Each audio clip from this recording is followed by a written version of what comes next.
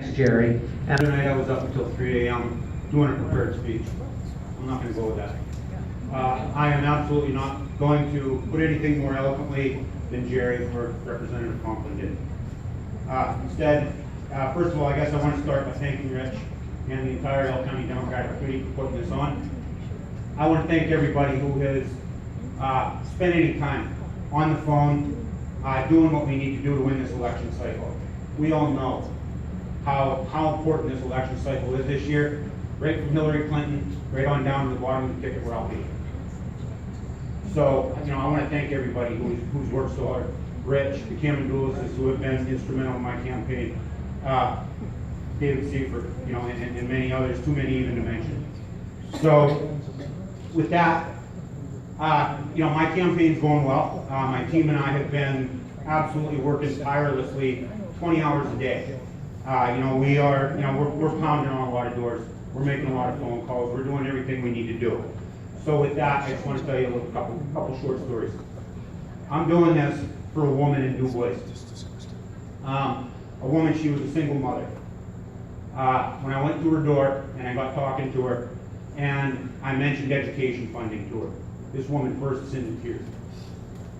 And I said, what's wrong? So she goes on to tell me her daughter is extremely talented in the arts programs. She's a junior in high school this year, and she's been in an arts program since she was in 7th or 8th grade. She says, I was depending on that program to get my daughter a scholarship to go to college. Well, because of the budget cuts and because of the cuts to education that the Republican regime is hell-bent on eradicating public education, Du Bois High School was forced to cut that program. This woman is looking at me with tears in her eyes, saying, I can't afford to send my daughter to college. What am I going to do? Another story. I was at the door of an 82-year-old woman when I brought up the issue of property taxes. This woman bursts into tears. She says, my property taxes just went up $500. She says, now I can't buy groceries, or I need to make that decision whether I'm buying groceries or my prescription drugs, which again, the Republican regime in Harrisburg is hell-bent on punishing our seniors who have worked their entire lives. That, to me, is unacceptable. Or another woman who I met in Du Bois. This woman is doing everything right. She was in her mid-30s, she's married, she had 2 beautiful teenage girls.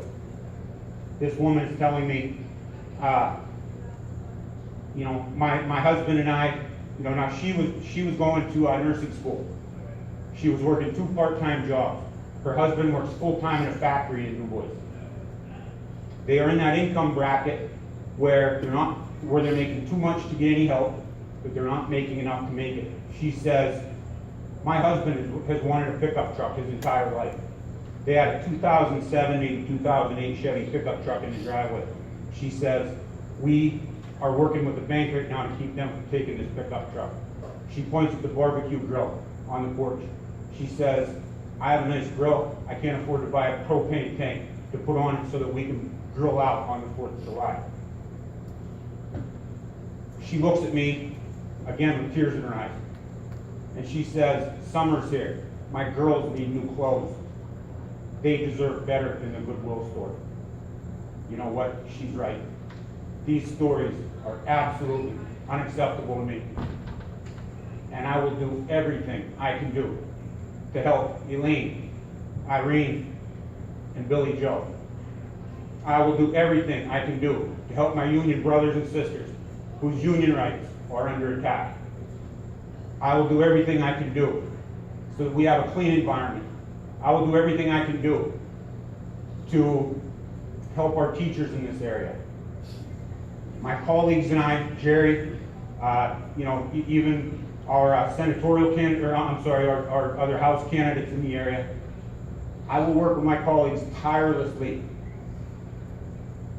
to fix these problems. I will fight for the rights of workers in this district.